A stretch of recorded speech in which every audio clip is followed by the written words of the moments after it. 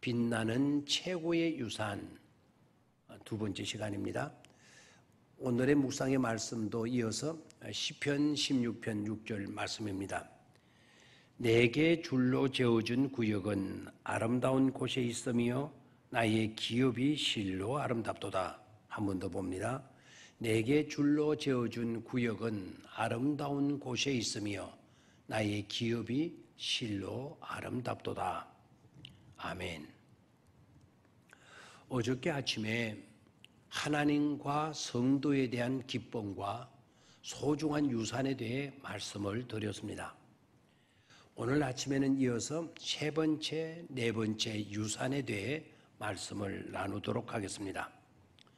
세 번째 유산입니다. 세 번째 유산은 좋은 생각, 좋은 교훈의 유산입니다. 7절에서 8절 말씀입니다. 주님께서 날마다 좋은 생각을 주시며 주님께서 날마다 좋은 생각을 주시며 밤마다 나의 마음에 교훈을 주시니 밤마다 나의 마음에 교훈을 주시니 내가 주님을 찬양합니다 라고 고백하고 있죠. 여러분, 좋은 생각, 좋은 교훈이 소중한 유산임을 인정하고 고백할 수 있겠습니까? 사실 하나님께서 주신 소중한 유산이 아닐 수 없는 것입니다. 사탄이 노리는 것이 무엇인지 아시겠습니까? 하나님이 주신 바로 그 소중한 유산을 빼앗고 잘못되고 나쁜 생각을 심어 놓는 것입니다. 하나님이 주시는 좋은 생각과 교훈을 받는 삶은 항상 행복과 기쁨이 자리를 잡지만 사탄의 조종을 받는 사람은 어디를 가나 누구를 만나든지 불행입니다. 갈등이고 고통입니다. 자신도 남들도 지옥의 삶으로 떨어지게 해버립니다. 그러므로 하나님의 말씀을 듣고 공부하고 묵상함으로 항상 하나님이 내 곁에 계시게 만드는 것, 말씀이 내 곁에, 은혜가 내 곁에, 주님의 임재하심이 내 곁에, 성령님이 내 곁에 계시게 만드는 것, 그것이 우리에게는 중요한 과제일 수밖에 없습니다. 그렇게 해야 합니다. 소중한 유산이기 때문입니다. 교만한 사람은 주님이 곁에 계심을 잊어버리고 사는 사람입니다. 아무리 주님의 이야기를 하며 난처해도 사실 주님을 무시하는 그런 사람들입니다. 시편 기자는 주님이 언제나 나와 함께 계시고 내 곁에 계실 때에 나는 흔들리지 않습니다 라고 고백하고 있지 않습니까? 네 번째 소중한 유산입니다. 9절에서 11절에 나오고 있죠. 네 번째 소중한 유산은 죽음에서의 승리에 대한 기쁨입니다. 죽음에서의 승리에 대한 기쁨, 이것이 우리가 받아 누리게 될 소중한 네 번째 유산이라는 것입니다. 이 구절에 대해 여러 번역을 종합해서 정리해 보도록 하겠습니다.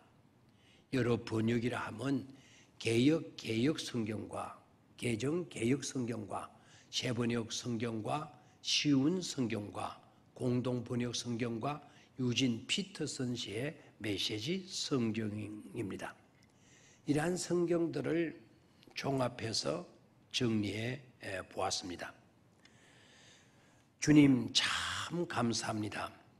이 마음은 기쁨으로 가득 찹니다. 이 몸도 언젠가 죽음 앞에 서게 되겠지만 죽음 앞에서도 아무런 해를 두려워하지 않는 까닭이 있습니다. 주님께서 내 지옥행 성착권을 취소해 주셨으니 이제 나는 그리로 갈 일이 없기 때문입니다. 죽음을 이기신 분이 죽음의 세력이 나의 생명을 삼키지 못하게 하실 것이며 주님의 거룩한 자를 죽음의 세계에 버리지 않을 것이기 때문입니다. 라는 고백입니다. 그렇습니다. 주님이 아니고서는 그 누구도 그 어떤 것들도 죽음의 강을 건너지 못합니다. 즉 죽음의 문제를 해결해 주지 못합니다. 어떤 것으로도 건널 수 없는 죽음의 문제 앞에서 모든 인생들은 절망하고 탄식할 수밖에 없는 것입니다. 주님은 그러나 우리의 생명의 길이십니다. 천국의 길이시고 주님의 부활은 죽음에서 승리를 확실하게 해 주셨습니다. 이러한 것 또한 소중한 유산이 아닐 수가 없는 것입니다. 죽음에서마저 승리한 우리라고 한다면 그 무엇이 우리를 가로막을 수 있느냐는 것입니다. 11절의 말씀을 여러 번역 그대로를 이제는 소개해 드리도록 하겠습니다. 우리가 가진 개역 개정 성경 한번 더 읽어볼까요? 주께서 생명의 길을 내게 보이시리니 주의 앞에는 충만한 기쁨이 있고 주의 오른쪽에는 영원한 즐거움이 있느니라. 세번역 성경에서는 주님께서 몸소 생명의 길을 나에게 보여주시니 주님을 모시고 사는 삶에 기쁨이 넘칩니다.